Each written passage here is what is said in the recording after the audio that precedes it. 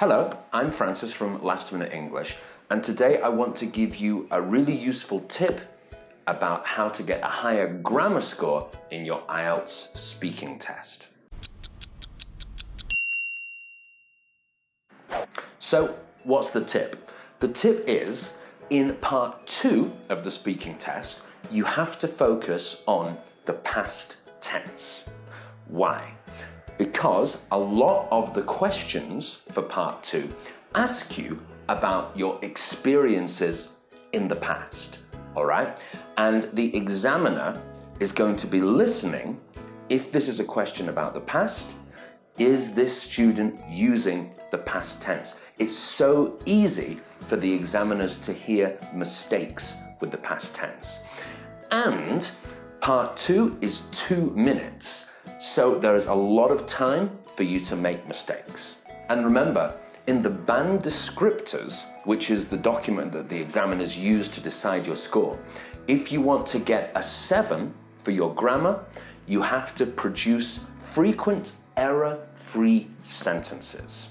So if you are making a mistake every sentence with your past tense in part 2, it's going to be impossible to get a 7 or higher for your grammar score, and so your whole speaking score is going to come down.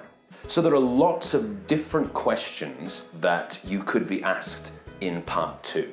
You have to see whether or not they are using the past tense. So for example, if it's something like describe a gift that you gave to someone, or describe a time when you went on a trip to somewhere you didn't know, it's going to be almost all in the past tense, and that's when we have to be very careful about our tenses.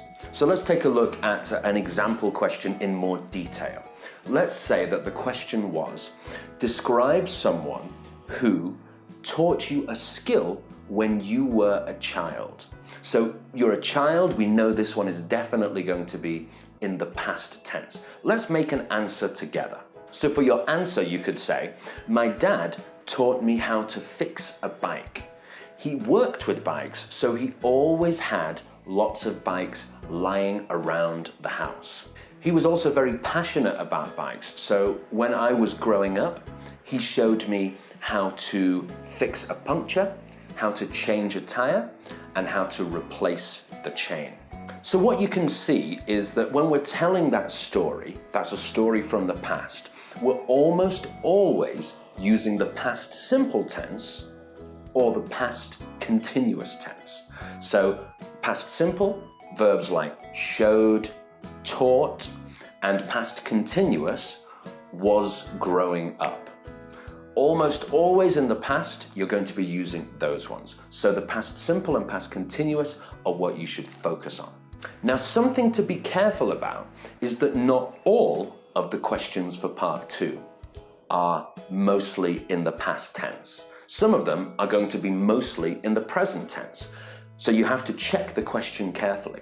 For example, if the question was something like, describe an app or piece of software that you think is useful, well, that one might include some of the past tense, like when you found it or the first time you downloaded it, but most of it is going to be in the present tense. You're saying why you think it's useful.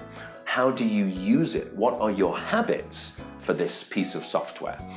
So just be careful, be smart when you're reading the question. Now, there's a little bit of a danger if you are answering in the past tense and you're really focusing on using your past tense, and that is that your fluency could drop because you're just focused on getting every piece of grammar right.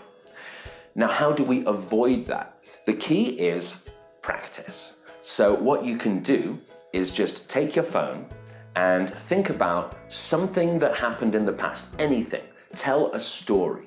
Speak into your phone and try to speak for about 2 minutes, and then listen back and write down what you said and make a note.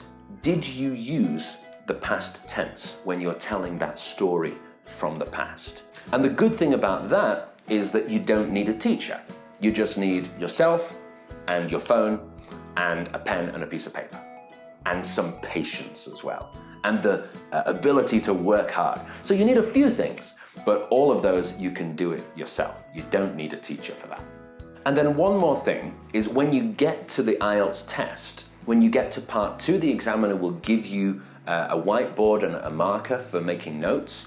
And if it's a past tense question, what I want you to do is at the top of your whiteboard write past tense so that it helps you remember when you're answering. Just an extra little reminder for you. If you are getting ready to take the IELTS speaking and writing tests, you can check out our courses. The links are down here. Those courses are both designed to help you get a 7 or higher in your IELTS speaking test. I'm Francis from Last Minute English. Thank you for watching, and I'll see you next time.